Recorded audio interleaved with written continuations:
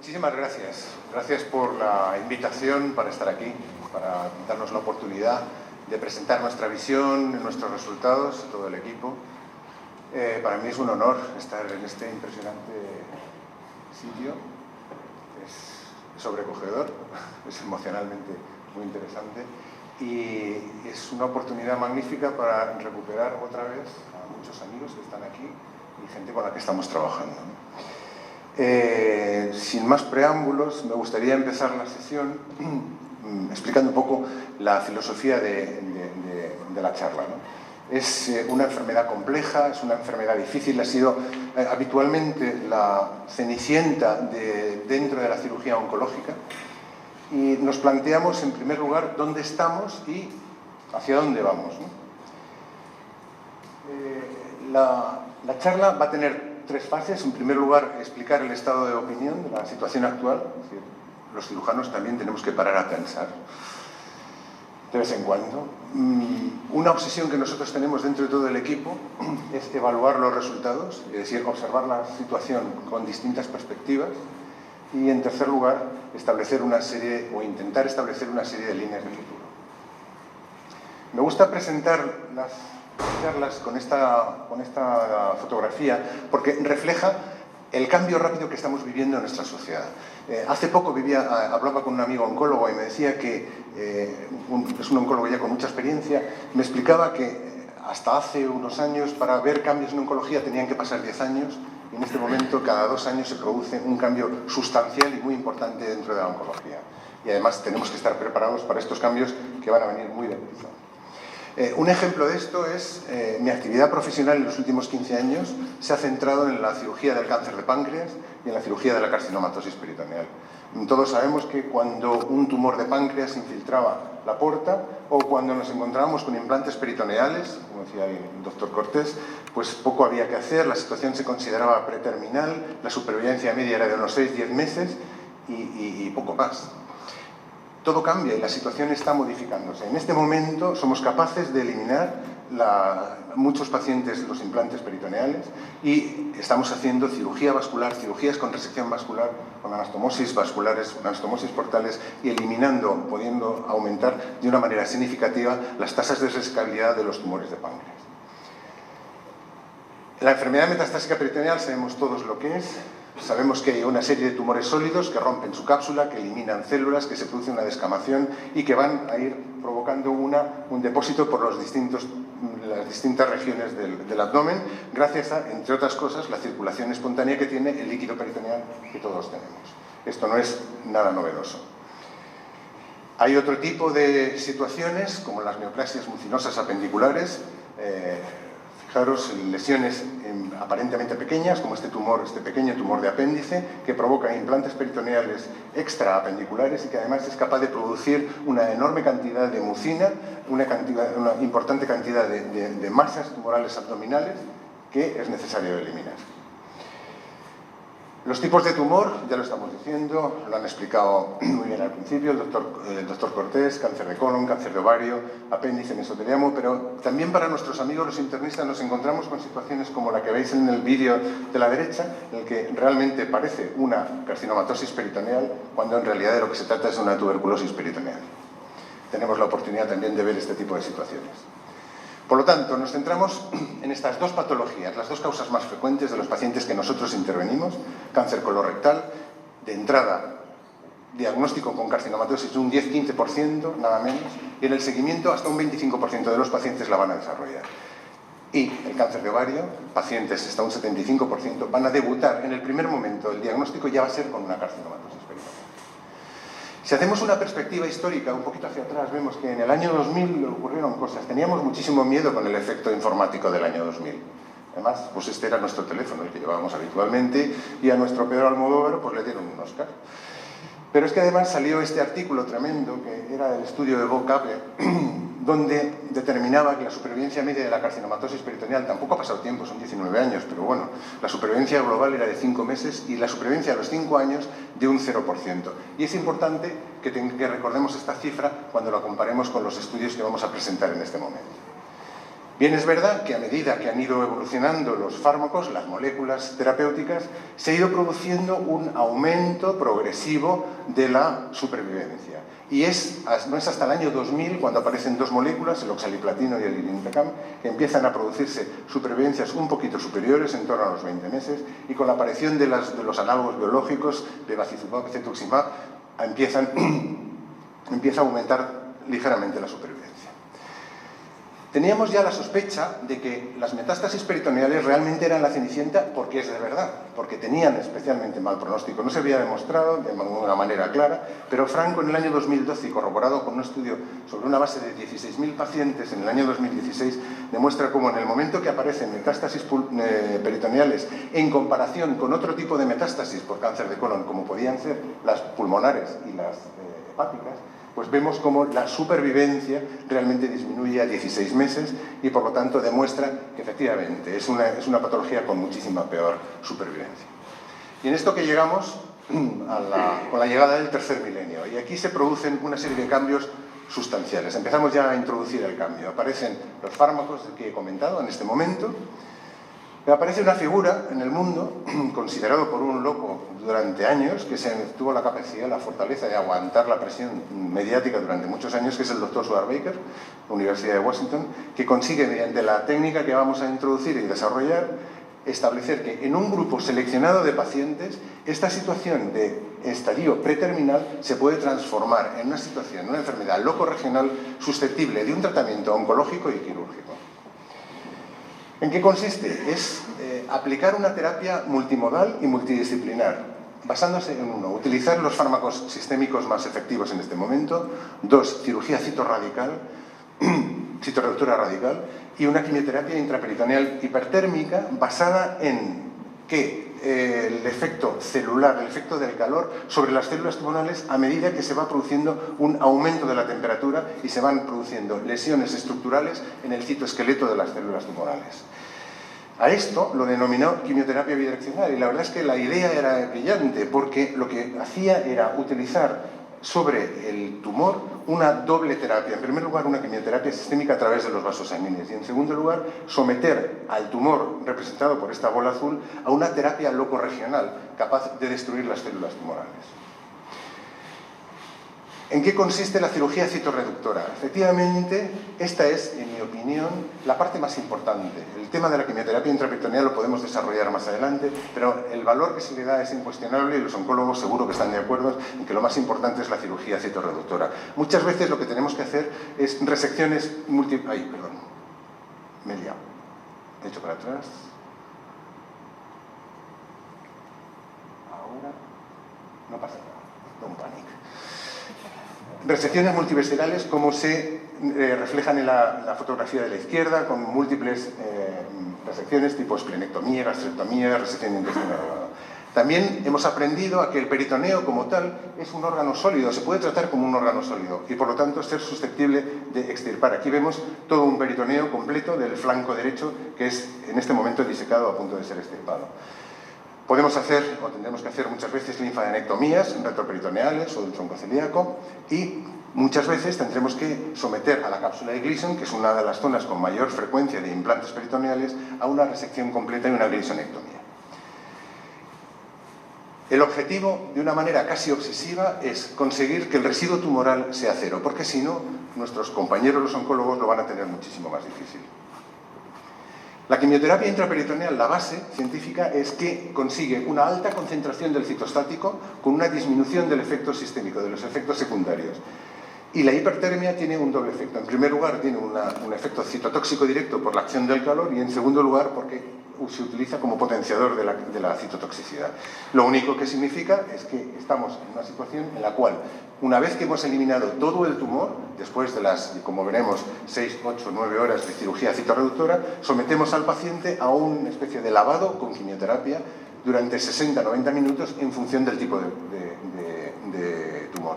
En este vídeo se ve bien la cavidad abdominal abierta, expuesta por el baño de citostático, no se ve la bomba que hay al lado, que tiene el paciente al lado, y que somete al paciente o esta temperatura la eleva a 42 grados. Estamos en una situación en la que hay tres elementos, a mi modo de ver. Uno, relacionado con la biología del tumor. Dos, con la reserva biológica del paciente. Y tres, con la técnica quirúrgica. Nos vamos a enfrentar a tumores localmente avanzados, con infiltración ganglionar y muchas veces peor diferenciación histológica. Pero es que además son pacientes con estadio 4 y además muchos pacientes vienen con quimioterapia sistémica previa, lo cual supone ya de entrada un efecto inmunosupresor. Y además vamos a someter a estos pacientes a una técnica extensa y radical. Y esto va a tener un impacto directo sobre los dos elementos que más nos interesan y más nos preocupan, que son, uno, la morbimortalidad posoperatoria y dos, la supervivencia que podemos conseguir a largo plazo. La reacción de la comunidad oncológica fue bimodal. Seguro que los oncólogos que están aquí lo entenderán. Hubo una aceptación generalizada sobre la cirugía citorreductora, les venía bien que los pacientes fueran intervenidos. Sin embargo, la verdad es que sobre la IPEC, la quimioterapia intraperitoneal, hubo un cierto escepticismo, ¿no? Incluso se planteaba como un tratamiento experimental y todavía existe dentro de la comunidad científica cierto escepticismo, ¿no? Este escepticismo yo tengo que reconocer como cirujano que cree en este tratamiento que es ciertamente fundado, ¿no? Primero porque en los comienzos había una elevada morbimortalidad, como veremos, porque además había, en los estudios que se iban publicando había una enorme heterogeneidad, tanto de fármaco como de dosis, como de temperatura. Faltaban ensayos clínicos, ahora veremos la trascendencia de esto. Y utilizamos en el cáncer de colon la mitomicina C. La mitomicina C es un citostático que nunca se había utilizado en oncología para el tratamiento del cáncer de colon metastásico. Y entonces, como decían, mitomicina C ahora a estas alturas. Claro, y además en la era de la caracterización de la molecular del cáncer colorectal, pues esto sonaba como raro, ¿no? Fijaros que de la misma manera que los norteamericanos en su moneda lo establecen, que creen en Dios, es difícil convencer a un oncólogo de algo sin un ensayo randomizado, ¿no? Para nosotros los cirujanos es muy difícil conseguir financiación para un ensayo randomizado, sinceramente.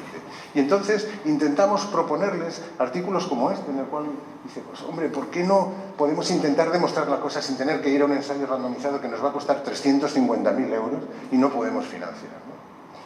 Por lo tanto, los comienzos fueron extraordinariamente duros. Este es también un clip de vídeo que no suelo utilizar mucho porque refleja lo que nos ha costado poner esto en marcha, pero yo creo que poco a poco fuimos consiguiendo adeptos. Fijaros lo que estaba ocurriendo en las guías NCCN, que son las que mayoritariamente utilizamos, en el año 2015. Cuando un paciente tenía metástasis hepática, se recomendaba resección hepática. Por cierto, nunca ha habido un ensayo fase 3 que comparara la resección hepática con la no resección hepática. Cuando había metástasis pulmonares, el doctor Cavajal, que está por aquí, un buen amigo, nos puede ilustrar. También, si eran resecables, se proponía una resección pulmonar. Cuando aparecían metástasis peritoneales, la recomendación de las guías en NCCN era quimioterapia, normalmente con efecto paliativo.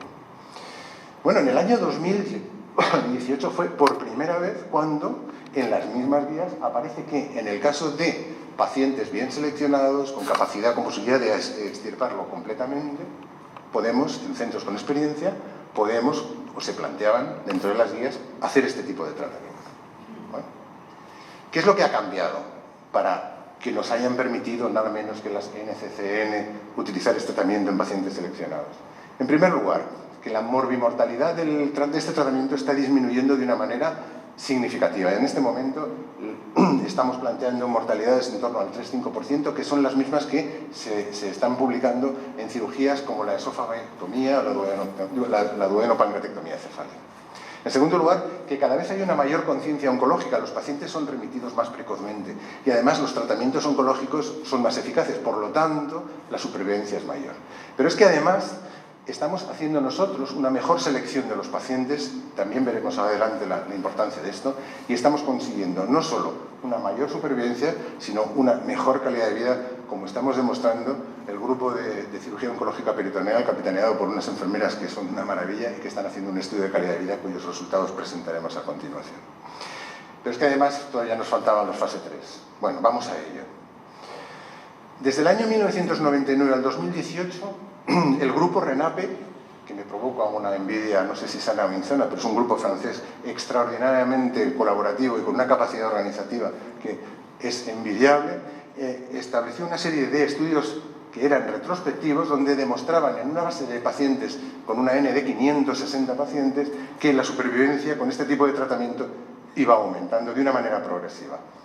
Pero esto además, que es lo más importante de esto, es que a lo largo del mundo, del planeta, iban apareciendo distintos grupos de distintas índoles, con distintas Ns, como Ns significativas, que iban demostrando cómo esa supervivencia a los 5 años iba aumentando en torno a los 40 meses. Y esto era un factor extraordinariamente importante.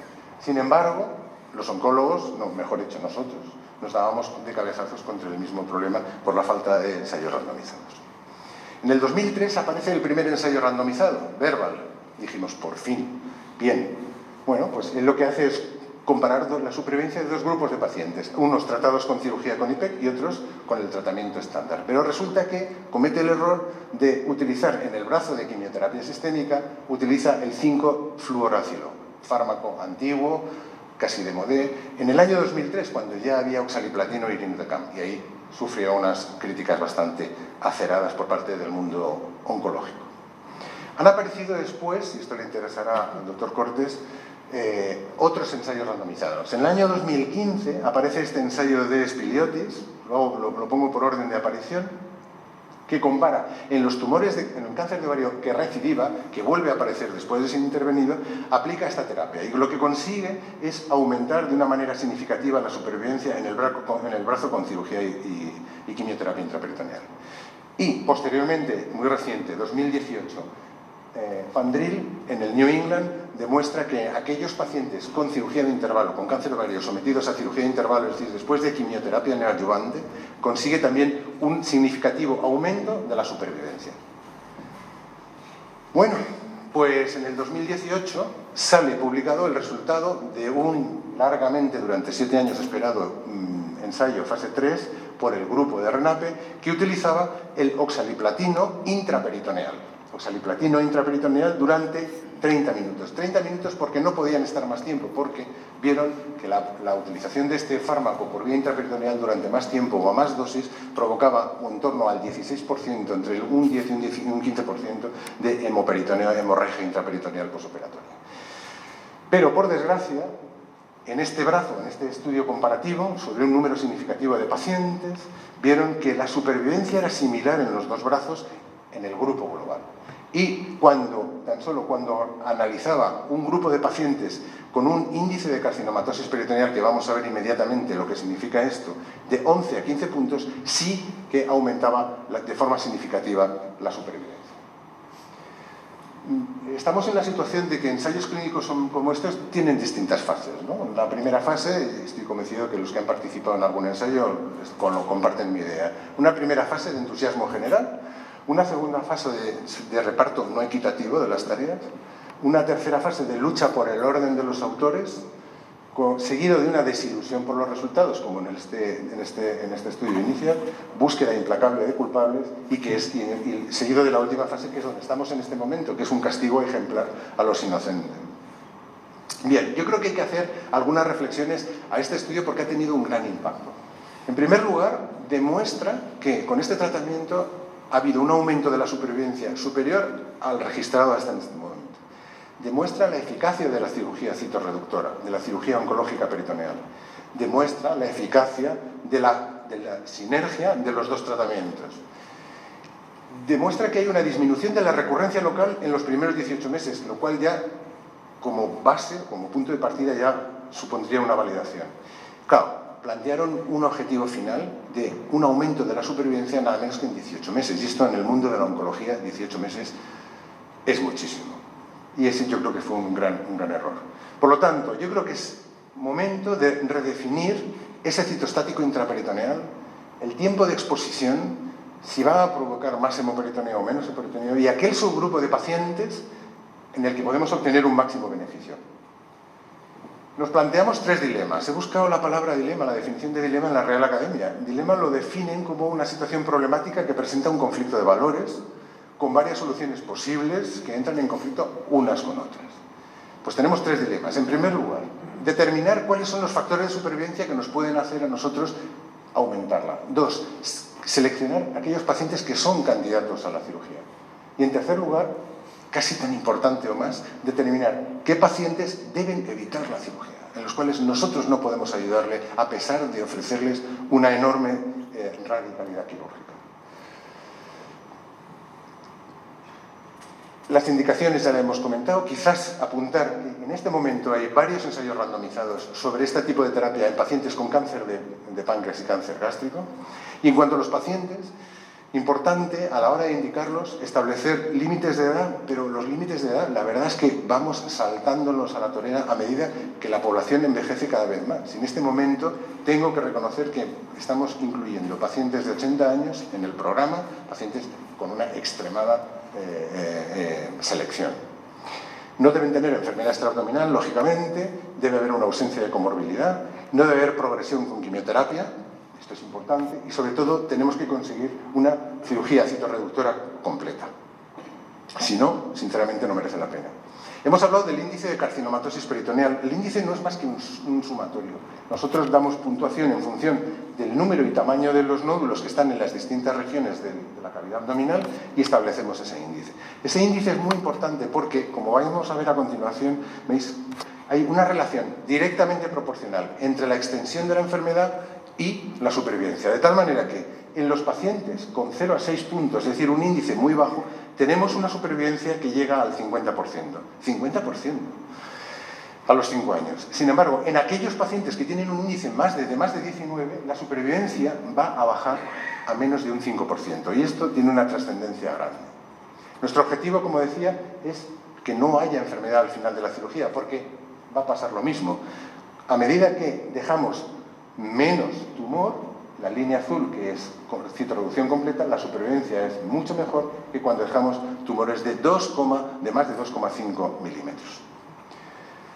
Hemos aprendido otra cosa que es muy importante, que a veces más es menos, y lo que podemos ver es una demostración en un artículo de Diane Goré en el 2015, cómo aquellos pacientes que tienen un índice de carcinomatosis de 17 o más en el cáncer de colon, nosotros con este tratamiento quirúrgico radical y complejo vamos a ofrecerles la misma supervivencia que nuestros compañeros los oncólogos con quimioterapia sistémica. Por lo tanto, hay que tener un punto de prudencia y no incluir a este tipo de pacientes por encima de este índice dentro de estos protocolos. Y esto es muy difícil de determinar en algunas cosas cuando tienes delante en la consulta a un paciente de 35 años con un cáncer de colon y un índice de carcinomatosis de 20 y en el que sabes que no vas a poder ofrecerle una gran alternativa.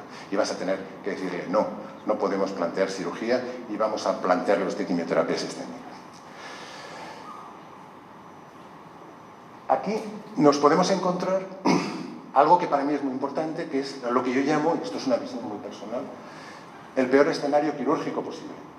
Tener un paciente con una gran extensión tumoral, ofrecerle una cirugía radical que va a generar unas complicaciones posoperatorias graves, que va a generar un ingreso prolongado, con una mala calidad de vida y que además al que además no le vamos a aumentar la supervivencia. Y en estos momentos es cuando, insisto, nos debemos plantear cuándo parar. Hay otro tipo de limitaciones dentro de la evaluación de este tipo de pacientes, como son la detección precoz, que es muy difícil, la evaluación preoperatoria de este tipo de pacientes y el grado de resecabilidad tumoral. En este momento estamos en manos de los radiólogos. Yo en este momento, sinceramente, no opero a un paciente de un tumor pancreático ni de un paciente de una carcinomatosis peritoneal si no me siento con mis radiólogos en su despacho para evaluar de una manera detenida un TAC, un PET, una resonancia. En este momento estamos en sus manos y ellos son los que nos están planteando y nos están diciendo cuándo operar y cuándo no operar. Esta foto la saqué de un congreso de los radiólogos donde hablaba, es una frase de Antoine Saint-Exupéry en El Principito, decía que lo esencial es invisible a los ojos y ellos pusieron menos a los de tu radiólogo, ¿no? Claro, lo que pasa es que luego viene la dura realidad. Y la dura realidad, en este artículo del año 2016, es que estamos hablando en el ámbito de la carcinomatosis peritoneal, vemos como tan solo en el 74% de los pacientes hay una coincidencia del índice de carcinomatosis medido por los radiólogos y el que nosotros medimos en el quirófano. Y que además un 62% nada menos de los pacientes se infraestadifican, es decir, nosotros encontramos más enfermedad. Esta enfermedad, o mejor dicho, las áreas de más difícil de evaluación son el ligamento patoneumral, la pelvis y sobre todo el intestino delgado, que no hay manera humana de poder evaluarlo preoperatoriamente.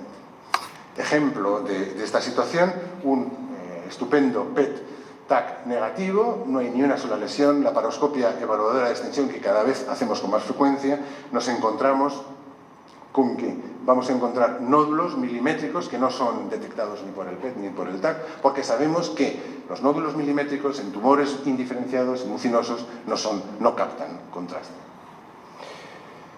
Bueno, nos encontramos entonces en una situación que estamos buscando afanosamente al enemigo, buscando el problema, y a veces el problema lo tenemos al lado y lo tenemos detrás y somos incapaces de verlo. ¿Qué es lo que pasa en la Comunidad Balear, en nuestro territorio? Esta es la gráfica de pacientes intervenidos desde el año 2008, cuando empezamos el programa en el Hospital Son Llàtzer. Entonces el doctor Puyol era el jefe de departamento, allí nos lanzamos en esta lucha tremenda. Pacientes, me he vuelto a equivocar, pacientes intervenidos desde el 2008. Vamos como la evolución. Estos son pacientes intervenidos con cirugía citoreductora e IPEC. El cómputo total de pacientes con cirugía citoreductora está en 350, pero de ellos 230 hemos hecho el tratamiento completo. Vemos cómo ha habido un crecimiento progresivo de una manera exponencial. La verdad es que a partir del 2014, con el inicio de este procedimiento en Son Espases, también ha aumentado, como se puede ver en la gráfica, el volumen de una manera importante. Y la procedencia de pacientes, tenemos la evidencia, y vamos viendo que nos llegan pacientes de todos los hospitales de la Comunidad Balear y en un 15% del sector privado. Os vamos a presentar una serie de indicadores clínicos, como son, para darnos una idea, la media de órganos resecados en cada intervención es de 3,3 órganos, con 1,2 anastomosis de media por paciente, en un 13%, como se puede ver en el gráfico, ahí lo he puesto así, en el gráfico. Tenemos que hacer muchas veces en colaboración con nuestros compañeros los cirujanos torácicos resecciones diafragmáticas. A veces hemos tenido que realizar alguna resección muy limitada en un nódulo único. Y aquí hay un vídeo.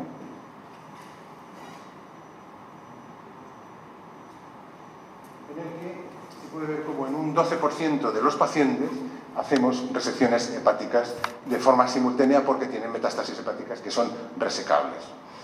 En un 3% también, en colaboración con los urólogos, pues realizamos resecciones urológicas. Y en este momento, tan solo, claro, al que le toca es un 100%, pero tan solo un 3,9, un 4% de los pacientes salen del quirófano con un esto. Otros indicadores son la transfusión perioperatoria.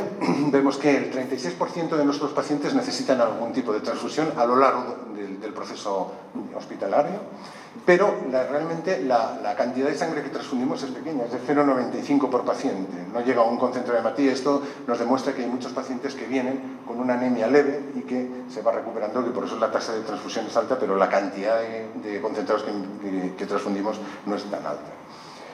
La duración de intervención realmente es larga, son cirugías que la media es de 8,3 horas, los rangos son de 3,5 a 13, a veces en esta postura ergonómica. El otro día, el lunes, operando un tumor pancreático, el doctor González, el jefe de servicio de cirugía, me regañaba un poco: y te vas a dejar ahí la espalda. Realmente esta era la postura, y dice: tienes la misma postura que en aquella foto que pusiste en aquella sesión. Y efectivamente, pues la postura no es ergonómica.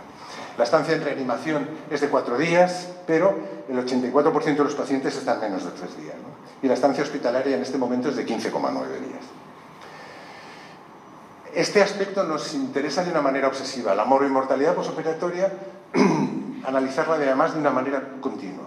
En este momento el 74% de los pacientes no tienen complicaciones.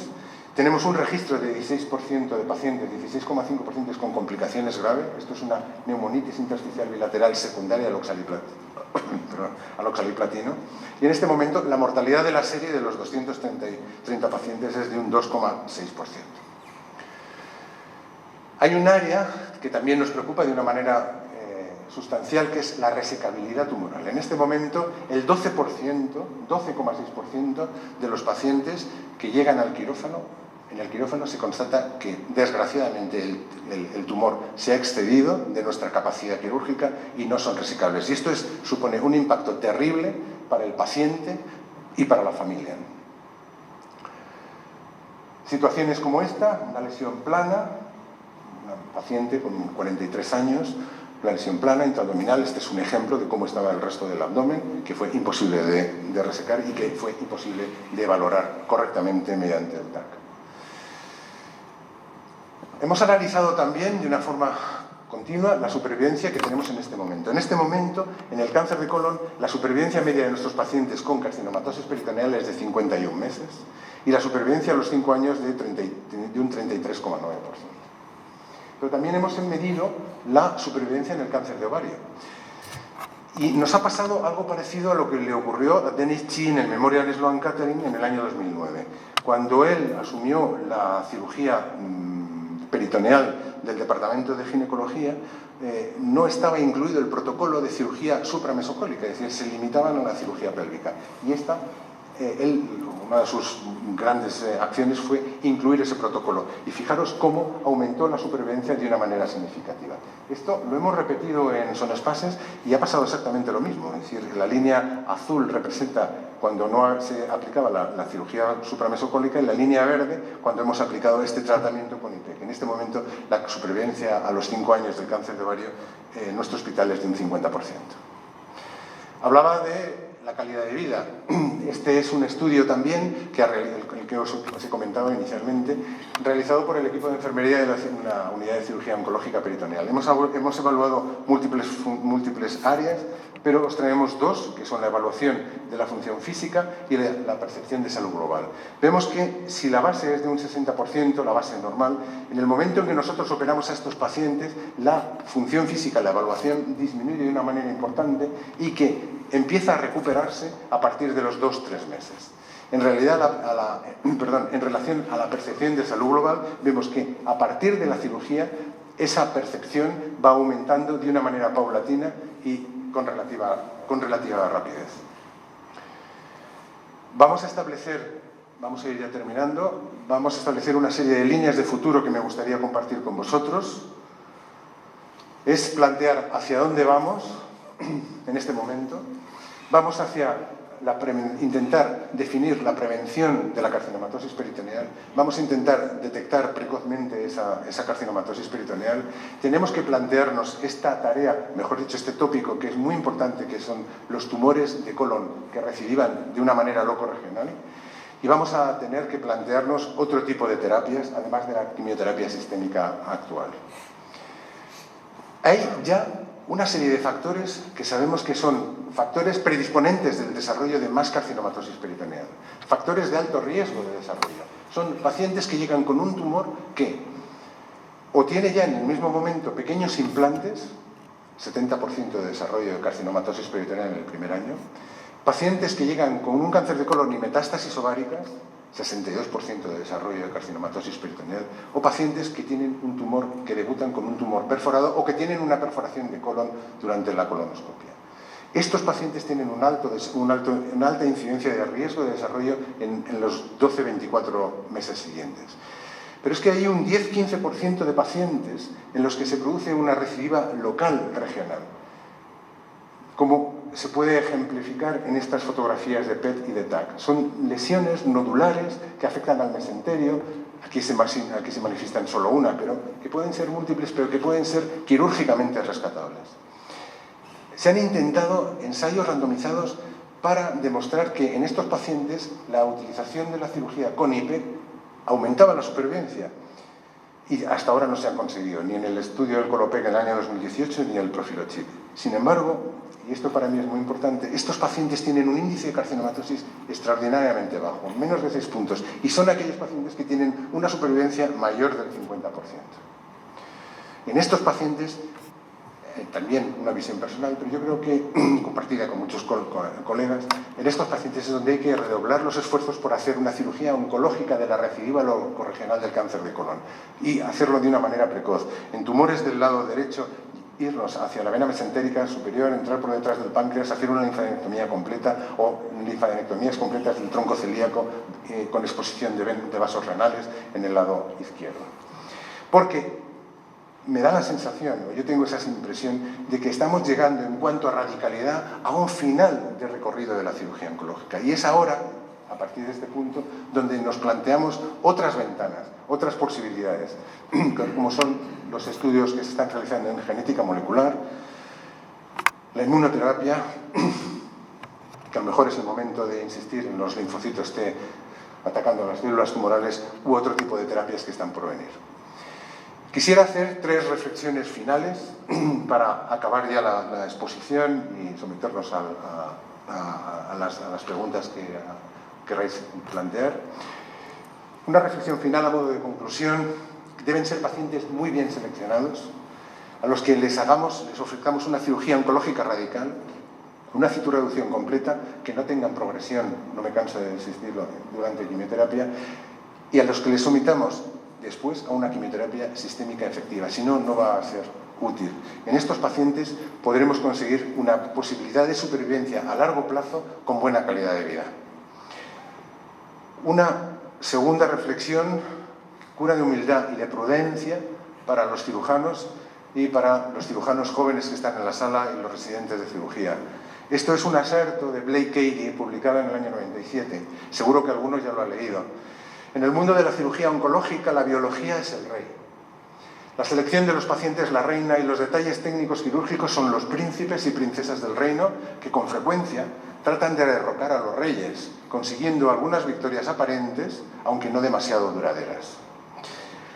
Y por último, recordar a Charles Darwin, que decía que las especies que sobreviven no son las más fuertes, ni las más rápidas, ni las más inteligentes, sino aquellas que se adaptan mejor al cambio. Esto es todo. Muchísimas gracias por vuestra paciencia y un saludo del equipo de cirugía oncológica peritoneal.